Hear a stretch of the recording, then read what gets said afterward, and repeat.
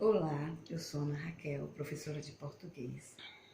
Eu espero que todos vocês estejam bem, se cuidando, se prevenindo, descansando, mas sem perder o foco que é o estudo.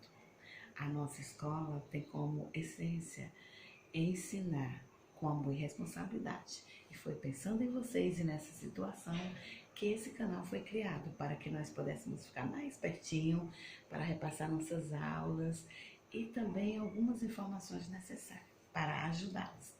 A nossa aula de hoje é a classe dos nomes, que vem por primeiro o substantivo e sua classificação, que está inserida no capítulo 1 do livro de gramática do 8º ano, na página 5. Então, o substantivo é a palavra que nomeia a tudo que é real ou irreal. Ele tem a finalidade de dar nome a tudo.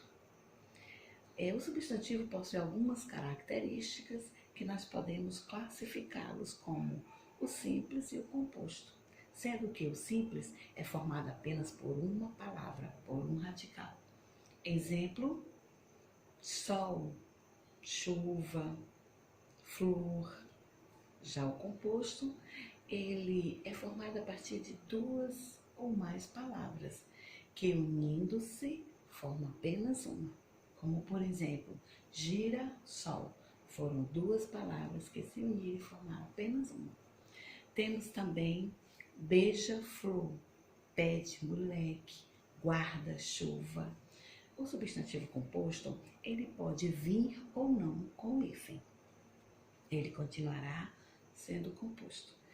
Temos também em sua classificação o substantivo comum e o próprio. O substantivo comum é aquele que nomeia a tudo em geral, como pessoa, cidade e até objetos.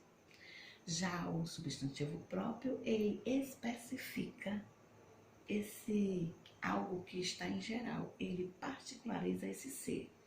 Como, por exemplo, ele dá nome a pessoas. João, Pedro, Paulo. Ele especificou, particularizou esse ser. Temos também nomes de cidades, né? Como, por exemplo, Maracanaú, Pacajus, Guaiúba e assim por diante. Também temos, quando nós nomeamos objeto, damos marcas e tudo, esse objeto ele passa a ser próprio. Tipo, caneta é um objeto comum, uma palavra comum, mas quando passa a ser próprio, ela precisa de um nome. Pode ser Bic, Compacto, Faber-Castell, então ela passa a ser própria. Temos também sua classificação o substantivo concreto e o abstrato. O concreto é a palavra que não depende de outra para poder existir. Além de poder pegá-lo, vê-lo, também essa palavra ela é independente, ela existe por si só. Eu vou citar um exemplo, o ar. Apesar de não pegar, o ar, ele é um substantivo concreto, porque ele existe sem a dependência de outra palavra. Já o abstrato é a palavra que se refere aos sentimentos, como, por exemplo, dor, saudade, alegria, tristeza, amor e assim, todos os sentimentos. Também é a palavra que se deriva de uma ação verbal. Citar um exemplo de uma ação verbal: ler. Uma palavra que se deriva dessa ação pode ser leitura. Então, leitura seria um substantivo abstrato.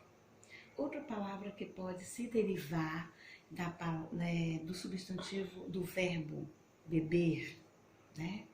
Seria bebedeira. Da ação verbal de estudar, seria o estudo. Então, toda palavra que se deriva de uma ação verbal, essa palavra é um substantivo abstrato. Temos também o substantivo primitivo e o derivado. O primitivo, a própria palavra já está dizendo primitiva. A origem, palavra de origem, como por exemplo, pedra, mar, terra. Já o substantivo derivado, ele se deriva, ele é formado a partir de outra palavra, como por exemplo, mar. Qual o derivado de mar? Seria maré, maresia. Terreno se deriva da palavra terra. Chuveiro se deriva da palavra chuva. E assim por diante. E por último, nós temos o substantivo coletivo, que é a coletânea de tudo que é igual, ou seja, é o nome que se dá a todas as coisas que são iguais. É o nome que se dá a um conjunto de coisas, certo? Eu vou citar um exemplo. Manada de elefantes, multidão de pessoas, biblioteca de livros, e aí a lista dos coletivos é enorme, mas acredito que vocês tenham compreendido o que hoje foi repassado para vocês. O conteúdo de hoje foi apenas uma revisão da semana anterior que foi estudado substantivo. Um forte abraço para todos, por hoje é só. Mas não perca a próxima aula que nós continuaremos com a classe do substantivo, em gênero, grau e número.